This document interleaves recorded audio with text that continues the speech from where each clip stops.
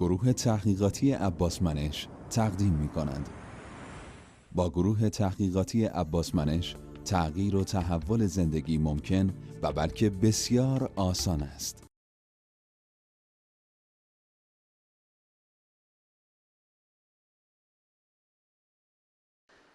جمله بعدی اینه که از این که از خودم تعریف کنم زیاد خوشم نمی آید. اگر این موضوع در مورد شما صدق میکنه، شما باید روی این باور کار کنی، رو باور ارزشمندی کار کنی. رو باور ارزشمندی. چرا رود نمیشه از خودت تعریف کنی؟ دلایل مختلفی داره. احتمالاً از بچگی بهت گفتن باید دیگران از تو تعریف کنن. آدم نباید خودش از خودش تعریف کنه. این جمله 100% غلط هست و صفره. باید خوشت بیاد که از خودت تعریف کنی. باید بخوای که از خودت تعریف کنی. باید بخوای که از خودت تبلیغ کنی. انسان ارزشمند از خودش تعریف میکنه. انسان بی ارزشه که از خودش تعریف نمیکنه، روش نمیشه، میگه من ارزش ندارم که تعریف کنم. اگر بقیه بگن شاید ارزش داشته باشم. ازت میخوام که از خودت تعریف کنی. مهارت ها و توانایی ها تو بگی. اگر از خودت تعریف نکنی کی تو رو میشناسه؟ اگر از خودت تبلیغ نکنی کی تو رو میشناسه؟ اگر منتظر باشی دیگران ازت تعریف کنن، شاید اونا هیچ وقت این کارو نکنن. جمله بعدی اینه که بهتر است دیگران از من تعریف کنن تا خودم. اصلا درست نیست. صفره. باید خود از خود تعریف کنی. نمیخوام بگم غرور داشته باشی، میخوام تعریف درست. میخوام واقعیت در مورد خودت بگی. واقعیتی که تو ارزشمندی، تو فوق‌العاده‌ای، تو توانمندی. باید اینا رو به خودت بگی، باید به دیگران بگی. باید بگی که چقدر توانمندی. اگر نگی کی میفهمه اینو؟ کی میفهمه که بهت کسب کار پیشنهاد کنه؟ اگر نگی چه توانایی‌هایی داری، چه قدرت‌هایی داری، چه ویژگی‌های مثبتی داری، کی میدونه اینا رو؟ باید بگی بهشون. باید با قدرت بگی، باید از خود تعریف کنی. اگر میبینی از این که از خود تعریف کنی خجالت میکشی، سختته، به خاطر اینکه این باور به شدت توی وجود ما ایرانی‌ها هست که ما آدمای بی‌ارزشی هستیم، نباید از خودمون تعریف کنیم. اما انسان‌های موفق خیلی محکم، من این توانایی رو دارم، من تو این کار بی‌نظیرم، من نفر اولم، من کارمو عالی انجام میدم، من بسیار انسان صادقی هستم، من خیلی آدم خوشقولی هستم، من خیلی دستخطم عالیه، من نقاشیم فوق‌العاده است، من خیلی خوب صحبت میکنم، من خیلی خوب مذاکره میکنم، من خیلی فروشنده خوبی هستم. از خودش تعریف میکنه. از خود تعریف کن.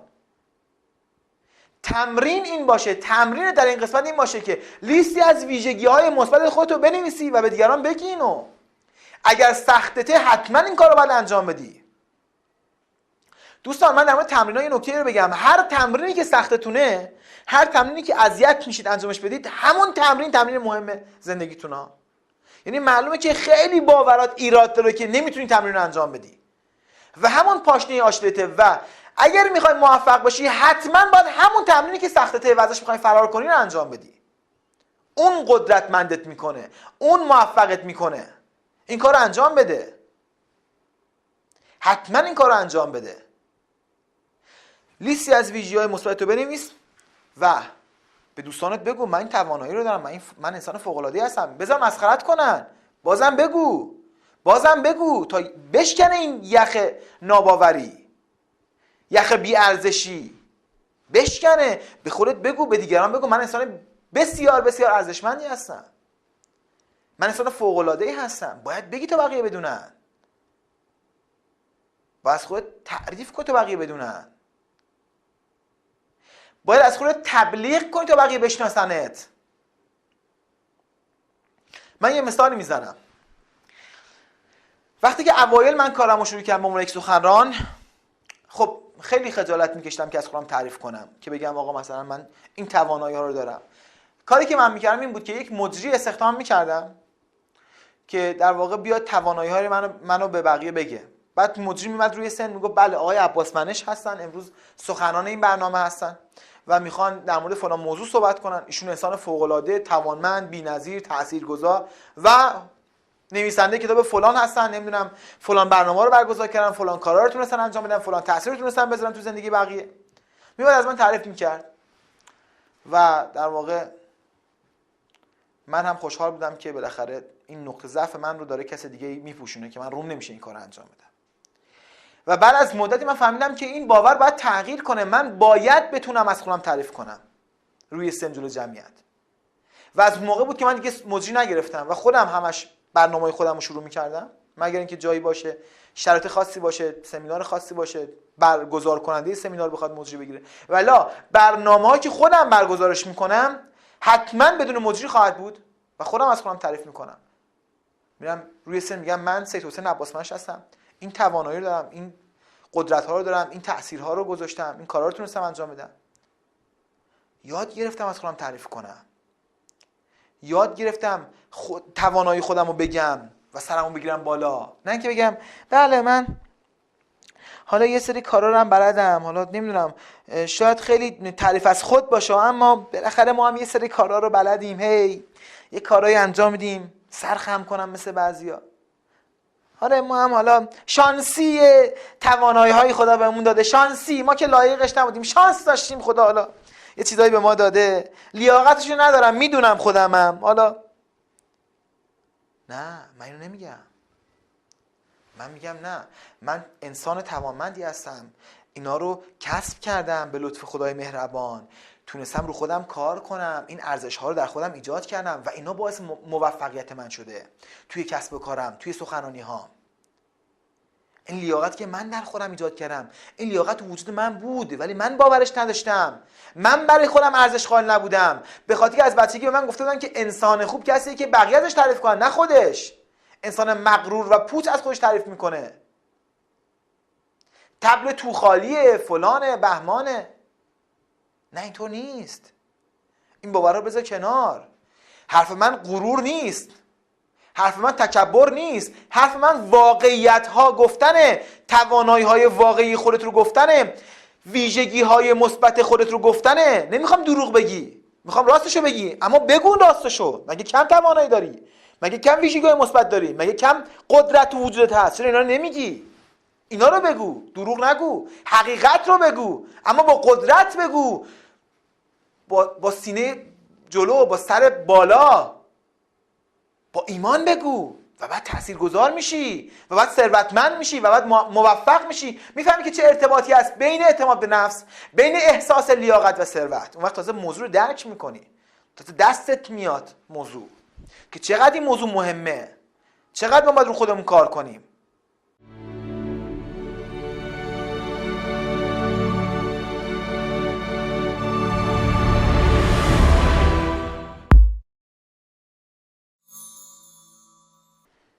جمله بعدی، وقتی کسی از خودش تعریف میکند یا وقتی فردی از فرد دیگری پیش من تعریف میکند احساس بدی پیدا میکنم.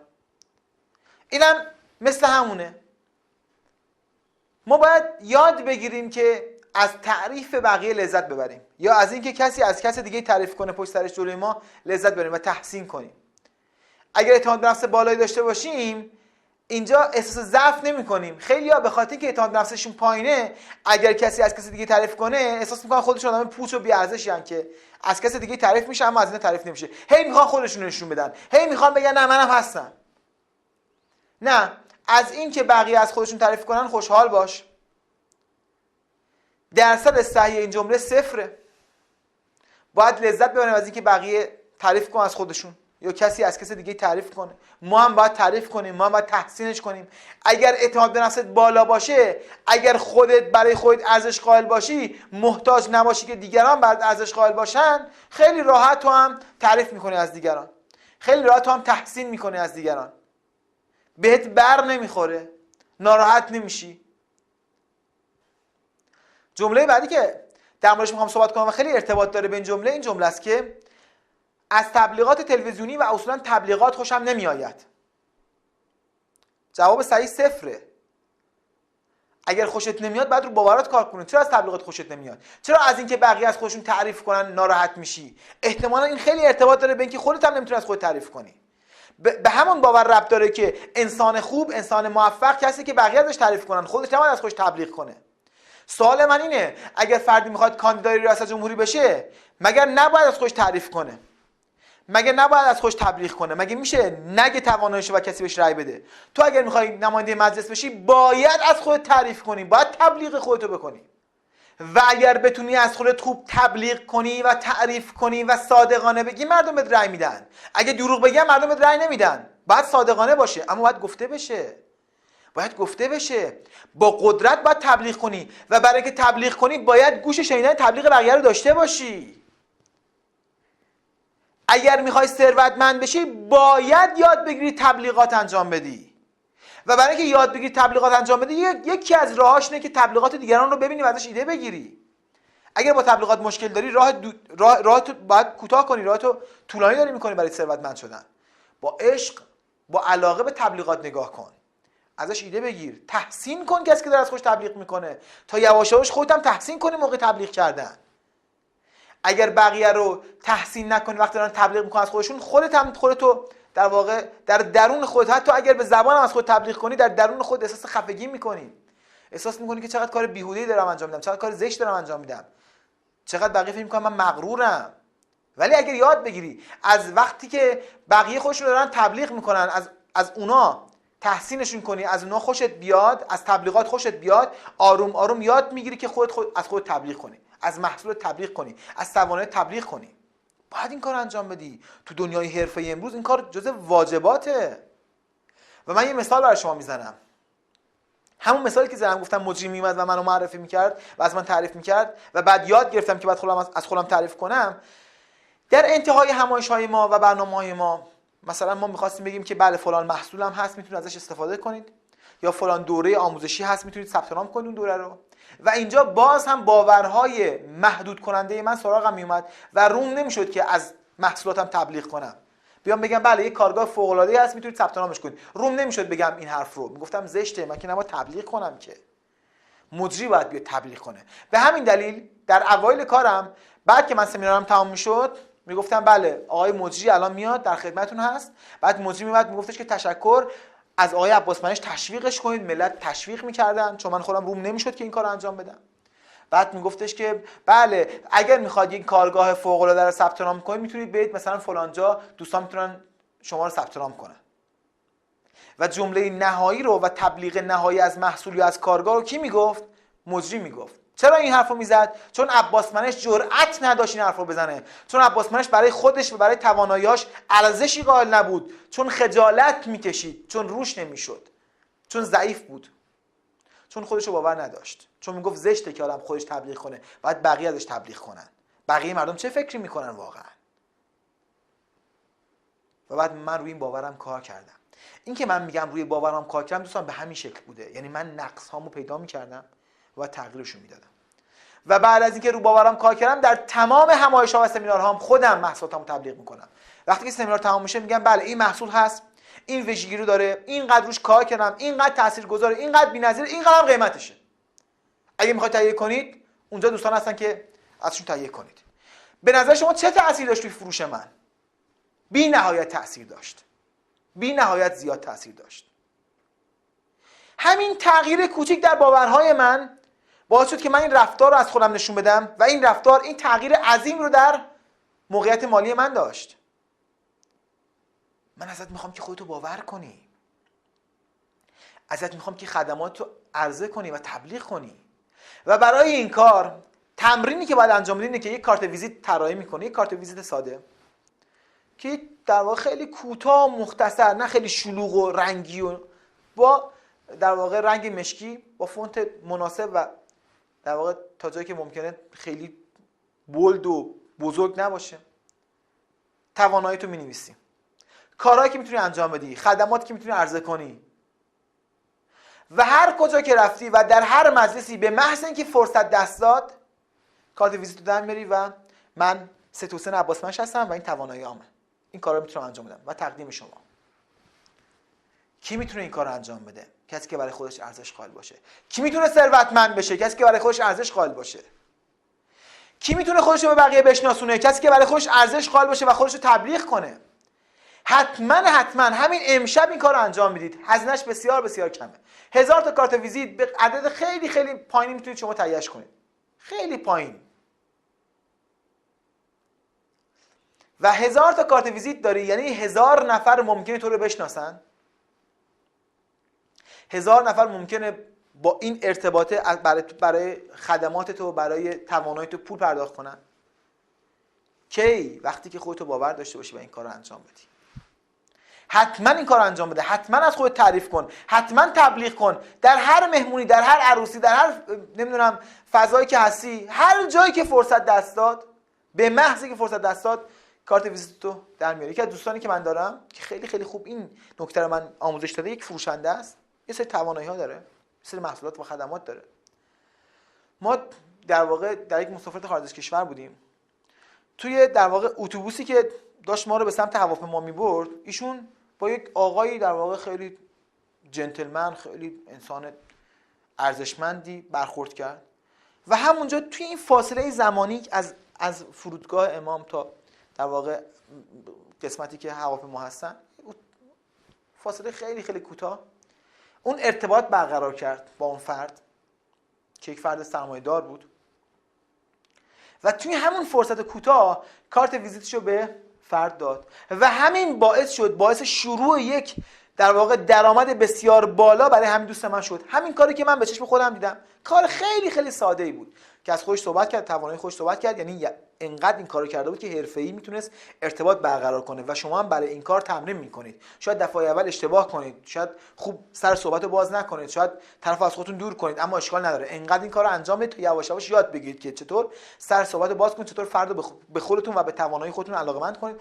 و بعد در موقعیت مناسب کارت ویزیتو بهشون بدید و بعد شما 1000 تا، حداقل 1000 تا مشتری بالقوه دارید که از اون 1000 تا اگر 5 تاشون بالفعل بشه برای درآمد شما کافی و بسیار بسیار عالی هم خواهد بود. و بهت پیشنهاد میکنم اگر میخوای از این دوره آموزشی استفاده کنی، حتما همین امشب طراحی میکنی کارت ویزیتتو و میدی به چاپخونه، خیلی سریع آماده میشه و بعد همیشه همراهت باشه. یعنی همیشه توی کیف پولت کارت ویزیت تعداد زیادی داشته باش که هر کجا رفتی آماده باشه تقدیم به شما. آدرس، شماره تلفن، ایمیل، سایت، هر چی که نیاز هست توی این کارت ویزیت باشه که در صورت نیاز در واقع از شما استفاده کنن برای خدماتی که دارید. هر چیزی که بلدی بنویس. اگر زبانت خوبه، اگر خطاطیت خوبه، اگر ریاضیت خوبه، اگر تدریست خوبه، اگر بچه رو خوب میتونی آروم کنی، اگر مهارت فروشندگیت خوبه، اگر مذاکرات خوبه، هر چی که هست، من نمیدونم، اگر آشپزیت خوبه، هر چی که هست بنویس. من آشپزیم خوبه، قرمه سبزی رو خیلی خوب درست میکنم. این تمرین رو انجام بده. این سد رو بشکن. میدونم که برای خیلی‌ها این کار سخته.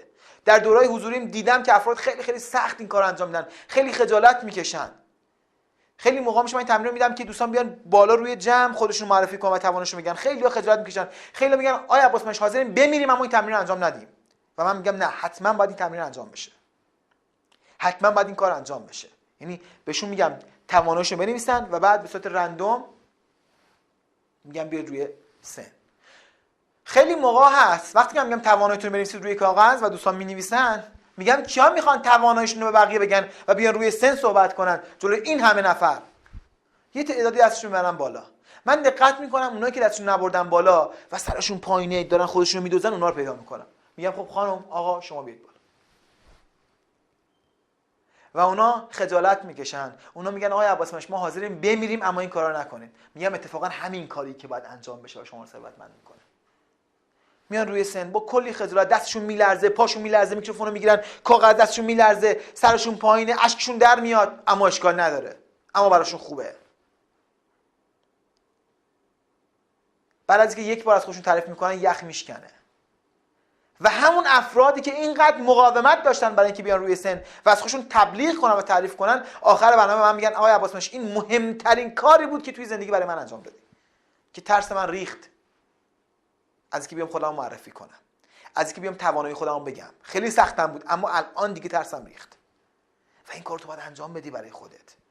قبول دارم نگران کننده است، قبول دارم ترس آوره، اما باید اگر میخوای ثروتمند بشی باید این کارو انجام بدی. تا اساس لیاقت کنی، تا اساس ارزشمندی کنی، تا خودتو باور کنی. این کار باید انجام بشه. نتایجش فوق‌العاده است، نتایجش بی‌نظیره. حتما این تمرین جزو تمرینات اساسی شما باشه برای پیشرفت و موفقیت.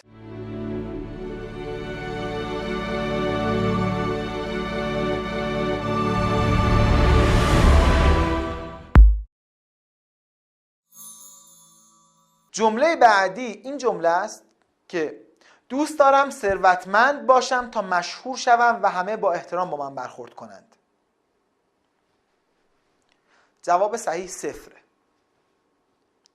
و اگر دوست داری که ثروتمند بشی، که مشهور بشی و احترام جلب کنی، احتمالاً به هدفت نمیرسی و ثروتمند نمیشی. دوستان انگیزه هایی که برای ثروتمند شدن دارید خیلی خیلی مهمه. ثروت نمیتونه خلأهای عاطفی شما رو پر کنه. ثروت نمیتونه اعتماد به نفس کسی که اعتماد به نفس نداره رو پر کنه و بالا ببره. نمیتونه این کار رو انجام بده. ثروت این توانایی رو نداره. اگر به دنبال موفقیت و ثروت هستی برای شهرت، برای اینکه احترام جلب کنی، برای اینکه باید ارزش قائل باشن، سخت در اشتباهی. باید خودت در درون خودت ارزش ایجاد کنی و بعد ثروت میاد. ثروت نمیتونه این کار برات انجام بده و تو اگر بخوای از این شیوه استفاده کنی احتمالاً ثروتمند نمیشی که این کار برات انجام بشه. احترام به خود و ارزش برای خود از درون به وجود میاد، نه از بیرون. دیگران نمیتونن برات این کار انجام بدن، پول نمیتونه برات این کار انجام بده. تو این کارو برای خودت انجام بدی. و اگر برای خودت ارزش قائل باشی ثروت سراغت میاد. اگر خودت رو لایق بدونی ثروت سراغت میاد. این جمله یکی از جملاتی که این باوری که من لایق نیستم رو به من نشون میده. یعنی افرادی که به این جمله درصد بالایی میدن معلومه که خودشون برای خودشون ارزش قائل نیستن و ارزش رو دیگران باید برای اینا ایجاد کنن. خودشون ارزشی ندارن، باید بقیه ازشون تعریف کنن، باید بقیه بهشون احترام بذارن. محتاج احترام دیگران هستن. خیلی‌ها دنبال ثروت میرن برای اینکه احترام جلب کنن، برای اینکه بقیه براشون ارزش قائل باشن. این بسیار بسیار مسئله غلطیه. من باید رو خودم کار کنم. من عباس منش باید روی خودم کار کنم تا آدم ارزشمندی بشم از درون. همونی که هستم، همین قیافه، همین لباس، همین شخصیت، همین پدر و مادر، همین گذشته، این باید برای من ارزشمند باشه. این باید برای من قابل افتخار باشه. نباید نگران باشم، نباید خودم قایم کنم از گذشته خودم، از خطاهای خودم، از پدر و مادر فقیر خودم، از گذشته فقیرانه خودم. نباید قایم کنم، نباید فرار کنم. باید با افتخار بگم من سید حسین عباس منش، پدر و مادرم اینا هستن، خانواده فقیرم اینا هستن، زندگی فقیرانه من در گذشته ایناست. باید افتخار کنم به خودم. باید خوشحال باشم از اینی که هستم. همین قیافه رو دارم، همین رو دوست دارم، همین رو قشنگه برای من، همین ارزشمنده برای من. و اگر بتونم این کار رو انجام بدم و اگر ارزش رو از درون برای خودم ایجاد کنم، میتونم ثروتمند بشم، میتونم موفق باشم، میتونم احترام رو به سمت خودم بگیرم و جلب کنم. و اگر در غیر این صورت نه ثروتمند میشم، نه کسی برای من احترامی قائل خواهد بود. چون اولین نفری که باید برای شما احترام قائل بشه خودتون هستید، نه کسی دیگه. کسی دیگه نمیتونه این کار رو برای شما انجام بده. این یک قانونه. انگیزه های خودت رو پیدا کن برای ثروت. اگر میخوای ثروتمند بشی برای شهرت، به ثروت نمیرسی. خیلی ها این کار رو میخواستن بکنن. اگرم به ثروت برسی به خوشبختی نمیرسی. اگر به پول برسی به خوشبختی نمیرسی. دنبال شهرت نباش. کسی که دنبال شهرت اعتماد به نفس نداره. کسی که نظر بقیه خیلی براش مهمه اعتماد به نفس نداره. کسی که منتظر بقیه براش احترام قائل باشن اعتماد به نفس نداره. کسی که محتاج احترام بقیه است اعتماد به نفس نداره. برای خودش ارزش قائل نیست. ارزشش درونی نیست، لیاقتش درونی نیست. کسی که برای خودش همینی که هست، با همین زندگی، با همین پدر و مادر، با همین گذشته، با همین چهره، برای همینی که هست ارزش قائله و دوست داره همینی که هست رو، اون آدم موفقی میتونه باشه. اون احترام رو به دست خواهد آورد، اون ثروت رو به دست خواهد آورد. این یک قانونه. این یک قانونه. ازت میخوام که خودتو باور کنی. ازت میخوام که برای خودت ارزش قائل باشی. ازت میخوام انگیزه های درست برای موفقیت مالی پیدا کنی. شهرت خودش خواهد اومد. باور کنید به جایی میرسید که فراری هستید از شهرت. باور کنید به جایی میرسید که میخواد هیچ کس شما رو نشناسه و خوشحال میشید توی شهری برید که کسی شما رو نشناسه. شاید اگر الان در شرطی باشی که شهرت رو دوست داشته باشی، فکر کنی اگر آدم مشهوری بشی چقدر زندگی خوب میشه، چقدر عالی میشه. اما به جایی میرسی اگر خوب عمل کنی، اینقدر مشهور میشی که خودت فرار میکنی. میگی خدایا میشه من تو خیابون برم و کسی منو نشناسه؟ چقدر احساس آرامش بیشتری میکنم، چقدر احساس رضایت بیشتری میکنم که هیچ خبرنگاری منو نشناسه و سرک نکنه تو زندگی خصوصی من. شهرت خودش میاد. تو موفق شو، تو ثروتمند شو، شهرت خودش میاد. نیاز نیست، مهم نباشه برات اینکه بقیه در مورد چه فکری میکنن. هر چی که برات خیلی مهم بشه بچسبی بهش، ازت دور میشه. اگر خیلی شهرت برات مهمه داره ازت دور میشه. خودت باش، برای خودت ارزش قائل باش، اون وقت همه چی سراغ تو میاد. شهرت و ثروت و سلامتی و خوشبختی سراغت میاد. مهم احساس لیاقته، مهم احساس ارزشمندیه. جمله بعدی که بررسی میکنیم اینه که برایم مهم است دوستان و آشنایان نزدیکم در مورد من چه فکری میکنند. به خاطر همین وسایلی را میخرم تا در نظر آنها ارزشمند و ثروتمند به نظر بیایم. 0. جواب صحیح 0%. اگر میخوای ثروتمند بشی باید یاد بگیری که نظر بقیه برات مهم نباشه. دیدگاه بقیه در مورد تو نباید برات مهم باشه. قبول دارم که این کار ساده و آسونی نیست و باید روی خودمون کار کنیم. کسی که نظر بقیه و دیدگاه بقیه براش خیلی مهمه آدمی که اعتماد به نفس نداره، آدمی که برای خودش ارزش قائل نیست. دوستان اگر میخواید موفق بشید نگران دیگران نباشید، نگران نظر دیگران در مورد خودتون نباشید، نگران حرفایی که پشت سرتون میزنن نباشید، نگران غیبتایی که میکنن نباشید. به شما ضربه نمیزنن، به شما ضرری نمیرسه. هر چقدر که بخوای بقیه رو راضی کنی بیشتر متوجه میشی که ناتوانتری در مورد این موضوع. افرادی رو میشناسم که پول قرض میگیرن تا لباس خوشگل بخرن، لباس مارک بخرن که بقیه فکر کنن این آدم ثروتمندی ان.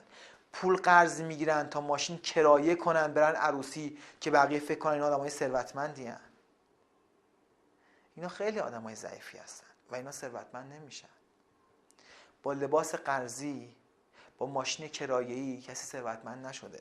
کسی که داره این کار انجام میده یعنی برای خودش ارزش قائل نیست، یعنی نظر بقیه خیلی براش مهمه. ما نمیخوایم ثروتمند بشیم برای اینکه بقیه ما رو ثروتمند بدونن. ما میخوایم ثروتمند باشیم برای اینکه از مواهب الهی لذت ببریم. برامون مهم نیست که بقیه چه فکر میکنن. برای اینکه به استقلال مالی برسیم، برای اینکه شاد باشیم، برای اینکه از پتانسیل هامون استفاده کرده باشیم، برای اینکه بتونیم به کشورهای مختلف سفر کنیم، برای اینکه بتونیم ارزش‌های خودمون رو نشون بدیم، برای اینکه بتونیم به بقیه خدمت کنیم، نه برای اینکه بقیه بدونن ما ثروتمندیم. اصلا مهم نیست، اصلا مهم نیست. بذار بقیه هر فکری میخوان بکنن. ثروتمندترین مردانی که من تو تهران میشناسم افرادی هستن که یک ماشین خیلی معمولی دارن، یک ماشین گرون قیمت هم دارن، اما وقتی دارن میرن سر کار یا کاراشون انجام میدن با یک پراد، با یک ماشین خیلی خیلی ساده و معمولی، با یک ال90، با یک پژو پارس، با یک سمن، اینا که من دارم میگم نمونه‌های دوستایی هستن که دوستای ثروتمند من هستن که ماشینای گرون قیمتی دارن، اما وقتی دارن میرن سر کار با همین ماشینای معمولیشون میرن.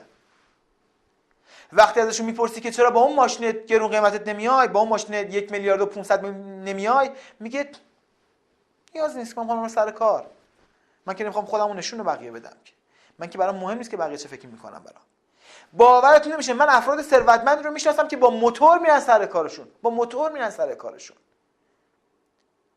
میگه من اصلا نگران نیستم بقیه چه فکر میکنن، فکر کنن، برام مهم نیست، اصلا برام مهم نیست. فکر کنن این بدبخت نداره که موتور میخره، این بیچاره است که با موتور داره میره، اصلا مهم نیست، هر چی که میخوام بگم دیگه، من که خودم میدونم که شرط من چطوره.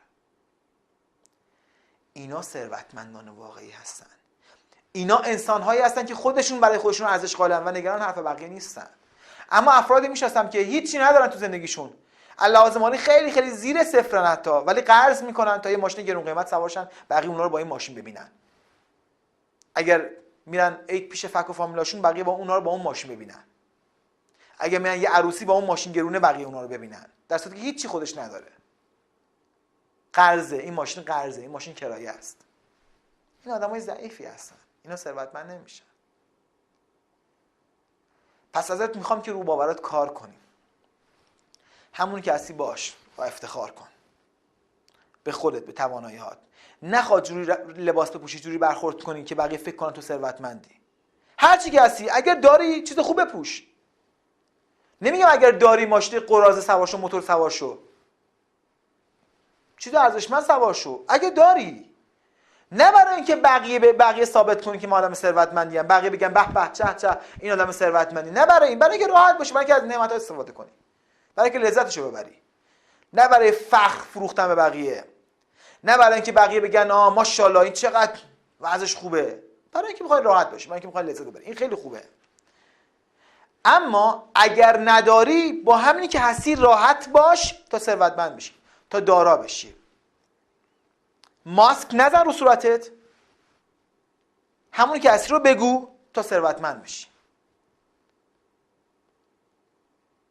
تا ثروت و سلامتی و خوشبختی وارد زندگیت بشه. اینا مسائل خیلی مهمیه ها، اینا مسائل بسیار بسیار ارزشمندیه ها و اینا رو باید حتما رعایتشون کنی که خودت باشی برای خودت، نه برای دیگران، و نظر دیگران برات مهم نباشه.